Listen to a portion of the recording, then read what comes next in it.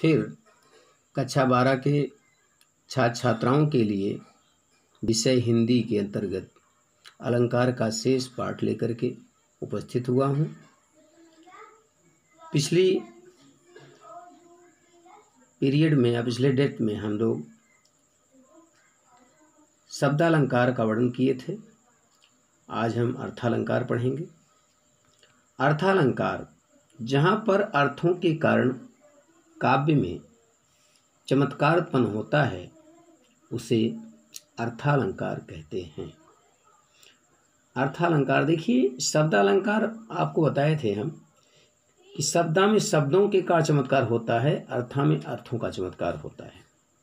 दूसरा अंतर ये है कि शब्दालंकार में शब्दों के जो शब्द हैं उनको पलट भी दिया जाए तो उनके अर्थ में कोई परिवर्तन नहीं होगा, लेकिन अर्थालंकार में अगर शब्दों को पलट दिया जाए तो उसका अर्थ भी पलट जाता है। जैसे शब्द अर्थालंकार के कई भेद होते हैं, इसके अनेक भेद होते हैं, परंतु प्रमुख रूप से हम देखते हैं इसके अनेक भेद होते हैं।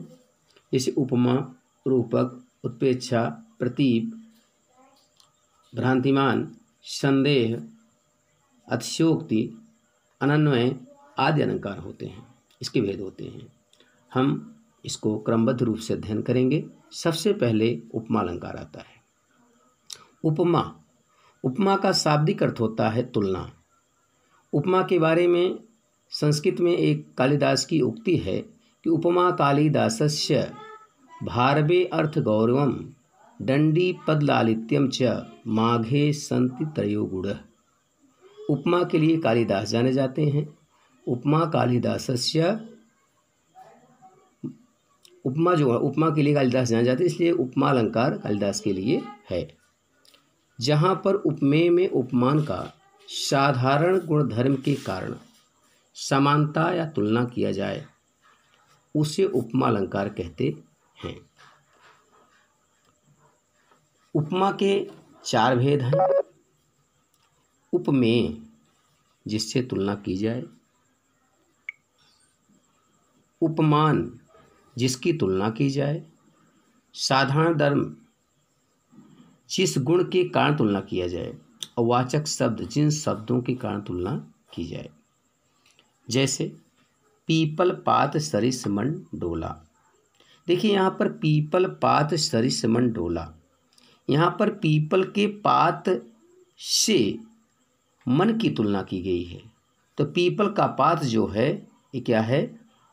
उपमेय है। अब मन क्या है? उपमान है। डोलना क्या है? ये साधारण धर्म है। सरिस क्या है? ये वाचक शब्द है। दूसरे उदाहरण में मुख मयंक सम मंजु मनोहर। मुख क्या है? यहाँ उपमान हो गया, क्योंकि मुख उपमान है। अब मयंक जो है उपमेय है, क्योंकि मयंक से मुख की, मयंक माने चंद्रमा, मयंक से मुख की तुलना होगी। तो मुख क्या हो गया? उपमान हो गया। मयंक जो है उपमेय है। अब मंजु मनोहर जो है वो साधारण धर्म है। सम जो है वाचक शब्द है। तो उदाहरण में पीपल के पत्ते की तुलना मनुष्य के मन से की गई है, और दूसरे उदाहरण में मुख की तुलना चंद्रमा से की गई है। इस प्रकार से ये उपमा। अब हम देखेंगे अगला रूपक अलंकार।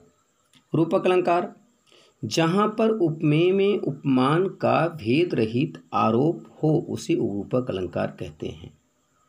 जहाँ पर उपमेय में उपमान का भेद रहित आरोप हो उसे रूपक अलंकार कहते हैं।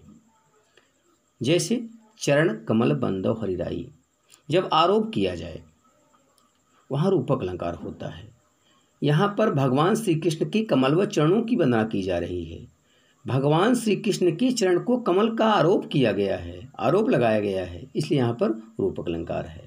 तो प्रस्तुत उदाहरण में भगवान श्री कृष्ण के चरण को कमल का रूप दिया गया है। अब क्या है? उत्प्रेक्षा अलंकार। उत्प्रेक्षा में संभावना की जाती है। जहाँ पर उपमेय में उपमान की संभावना की जाए उसे उत्प्रेक्षा अलंकार कहते हैं। इसे जानने के लिए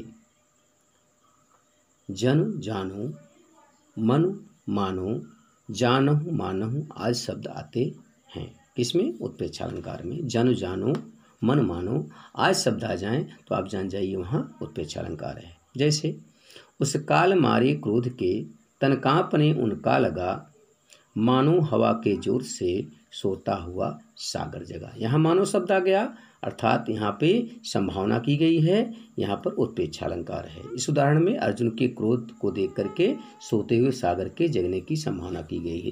इस प्रकार से हम लोग ये देखें कि 3 अलंकार, इसको एक शब्द में अगर देखा जाए, उपमा रोक और उत्प्रेक्षा। उपमा में जहाँ पर किसी की तुलना की जाए, ये सीता का मुख चंद्रमा के समान है, यहाँ पर तुलना हो गया। सीता का मुख चंद्रमा है, यहाँ आरोप हो गया। मानो सीता का मुख चंद्रमा के समान है, यहाँ पर आपका उत्प्रेक्षा हो गया। इस प्रकार से हम तीनों अलंकार एक शब्द में समझ सकते हैं। बाकी नेक्स्ट।